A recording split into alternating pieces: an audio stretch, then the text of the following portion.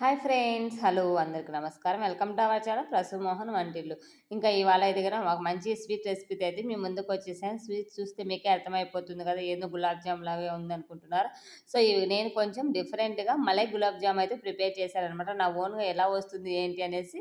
So recipe అయితే బాగానే వచ్చిందండి. ఇందుకోసం అయితే ఫుల్ క్రీమ్ మిల్క్ అయితే గిన హాఫ్ లీటర్ తీసేసుకోవాలి. ఈ హాఫ్ లీటర్లలో ఎటువంటి వాటర్ కానీ ఇలాంటివి ఏమీ యాడ్ చేయకోకుండా లో ఫ్లేమ్లో పెట్టేసి ఇలా పొంగొచ్చిన తర్వాత లో ఫ్లేమ్లో పెట్టేసి మిగడంటుతూ ఉంటుంది కదా, ఆ మిగడంతా తీస్తూ మనము దీనిని ఈ హాఫ్ లీటర్ పాలని ఆల్మోస్ట్ మలైలాగా తయారు చేసుకోవాలన్నమాట. అంటే క్రీమీ టెక్స్చర్ వచ్చేంత వరకు మనం దీన్ని కలుపుతూనే ఉండాలి సిమ్లో పెట్టేసి.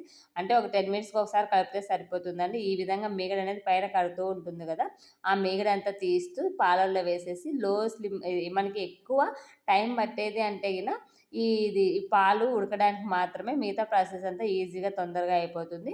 ఇంకా నాకైతే గిన ఈ పాలు మొత్తం క్రీమీ టెక్స్చర్ అవ్వడానికి ఒక హాఫ్ అన్ అవర్ టైం అయితే పట్టింది.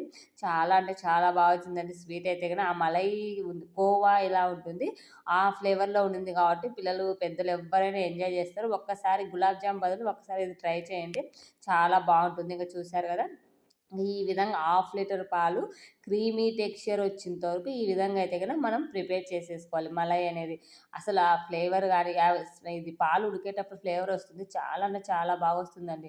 ఇంకా ఈ విధంగా కోవా టెక్స్చర్ లాగా వస్తుందన్నమాట. ఈ కోవా టెక్స్చర్లోని కొంచెం ఇది చల్లారనివ్వాలి, మరీ వేడిగా ఉన్నప్పుడు కాకుండా.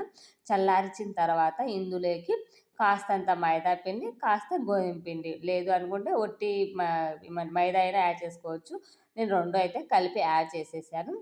ఇంకా మీ దగ్గర మిల్క్ పౌడర్ ఉంటే మిల్క్ పౌడర్ కూడా కొంచెం యాడ్ చేసుకోండి. నాకైతే గిన ఇవి ఉన్నాయి కాబట్టి ఇవైతే యాడ్ చేసేసాను.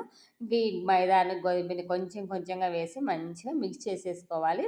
కొంచెం సాల్ట్, అలాగే కొంచెం బేకింగ్ పౌడర్ కూడా యాడ్ చేసేసి మంచిగా మన చపాతీ బౌల్ ఎలా ఉంటుంది, సో చపాతీ డఫ్ అలా ఈ విధంగా కలిపేసుకోవాలన్నమాట. కొంచెం నానించిన తర్వాత కొంచెం కొంచెం, మరి అంతా ఒకేసారి వేయకోకుండా కొంచెం కొంచెంగా వేసి కలుపుకోవాలి. చేతికి అంటుకుంటూ ఉంది, కాస్తంత నెయ్యి రాసుకొని కలిపామంటే గిన చేతికి అంటుకోకుండా మంచిగా సాఫ్ట్గా అవుతుందన్నమాట. చాలా అంటే చాలా బాగా వస్తుంది. మన గులాబ్ జామ్తో పోలిస్తే ఇది టేస్ట్ అనేది చాలా బాగా వచ్చింది. ఎందుకంటే పాలు మిగడంతా ఫ్లేవర్ ఉంటుంది కదా, ఆ ఫ్లేవర్తో ఉండింది కాబట్టి చాలా మంచిగా అనిపించింది.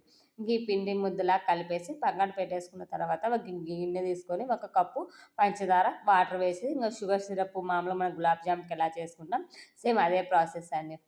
ఇదంతా కరిగిపోయిన తర్వాత ఒక 2 బాయిల్స్, అదే బబుల్స్ లాగా వచ్చిన తర్వాత మంచిగా ఇంక దీన్ని తీసి పక్కన పెట్టేసుకొని మనం ఇంతకుముందు చేసుకున్నాం కదా, ఆ పిండిని అయితే మన ఇష్టం వచ్చిన షేప్లో చేసేసుకొని ఫ్రై చేసేసుకోవాలి.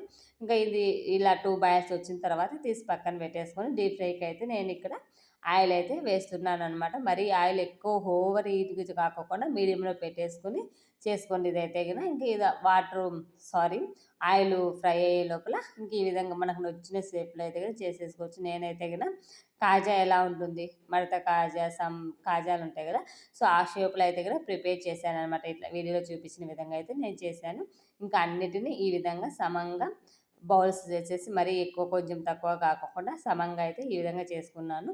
నేను ఒక కప్పు, చిన్న కప్స్ ఉంటాయి కదా, ఒక కప్పు మైదా, ఒక కప్పు గోధుమ పిండి అయితే యాడ్ చేశాను. హాఫ్ లీటర్ పాలలోకి ఒక 20-25 కాజాల దాకా వచ్చేసాయి. ఇంకా ఈ విధంగా ఆయిల్ హీట్ అయిన తర్వాత మనం చేసుకున్న ఇవి ఉన్నాయి కదా, ఇవన్నీ మంచిగా కలర్ చేంజ్ అయ్యేంత వరకు ఫ్రై చేసేసుకోవాలి. మరి హై ఫ్లేమ్లో పెట్టుకోకుండా కొంచెం సిమ్లో పెట్టేసి ఇలా కలర్ చేంజ్ అయ్యేంత వరకు ఫ్రై చేసుకొని తర్వాత వీటిని షుగర్ సిరప్లో వేసేయడం అనమాట. ఒక హాఫ్ అన్ అవర్ తర్వాత షుగర్ సిరప్లో అలాగే ఉంచామంటే మంచిగా ఆ షుగర్ సిరప్ని పీల్ చేసుకొని మనకి టేస్ట్ అయితే చాలా అంటే చాలా బాగా వచ్చింది ఫ్రెండ్స్. కంపల్సరీగా మీరు ట్రై చేసి ఎలా ఉన్నాయో నాతో షేర్ చేసుకోండి. ఇంకా ఎలాగో సంక్రాంతి ఇవన్నీ వస్తున్నాయి కాబట్టి చిన్న చిన్న స్వీట్ రెసిపీస్ పిల్లలకి చేసి పెట్టాలి కదా. సో ఎలా అనిపించింది కామెంట్ చేసి లైక్ చేయడం మర్చిపోవద్దు ఫ్రెండ్స్. By by.